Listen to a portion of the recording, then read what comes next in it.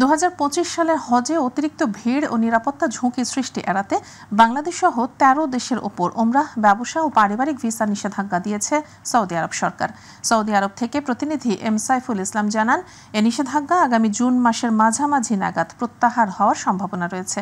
যাদের কাছে ওমরাহ ভিসা রয়েছে তারা 13 এপ্রিল পর্যন্ত সৌদি আরবে প্রবেশ করতে পারবেন।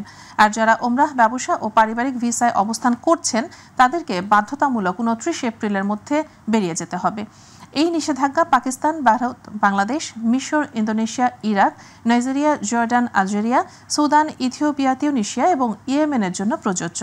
অবৈধভাবে হজ পালনের প্রবণতায় অতীতে বহু ব্যক্তি একাধিকবার প্রবেশযোগ্য ভিসা ব্যবহার করে হজ মৌসুমে সৌদি আরবে প্রবেশ করতেন এবং অবৈধভাবে থেকে গিয়ে হজে অংশগ্রহণ করার কারণেই এ নিষেধাজ্ঞা জারি করা হলো।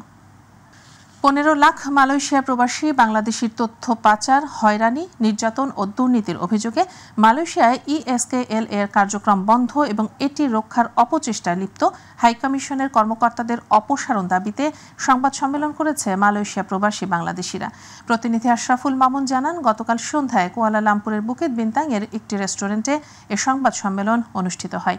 সংবাদ সম্মেলনে প্রবাসীরা অভিযোগ করেন, ESKL এর সাথে স্বৈরাচার আওয়ামী লীগ সরকারের আমলে অবৈধভাবে চুক্তির মাধ্যমে বিপুল পরিমাণ অর্থ পাচার করা ও পাসপোর্ট সেবার নামে অতিরিক্ত টাকা নেওয়া সহ বিভিন্ন অভিযোগ রয়েছে প্রতিষ্ঠানটির বিরুদ্ধে।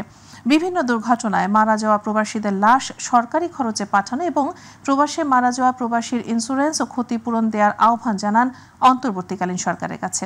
সংবাদ সম্মেলনে বক্তব্য রাখেন মোকাম্মেল হোসেন, আমির হোসেন, সীমান্ত, রানা, জুবাইর হোসেন আল আমির, সালাউদ্দিন শিকদার, শিহাব উদ্দিন সহ আরও অনেকে। আমাদের সাধারণ প্রবাসীদের সাথে এই দুর্নীতিগ্রস্ত কর্মকর্তারা এখনও বহিল তবিয়তে আছে।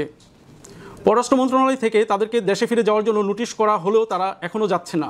দুর্নীতির পরিমাণ এত দূর চলে গেছে, যারা প্রবাসী বাংলাদেশে আছে প্রতিনিয়ত এটা আমরা ফেস করতেছি। অ্যাপয়েন্টমেন্ট নিতে গেলে সেখানে যে আমাদের ঘুষ দিয়ে অ্যাপয়েন্টমেন্ট নিতে হচ্ছে এবং যে অ্যামাউন্টটা হিউজ একটা অ্যামাউন্ট,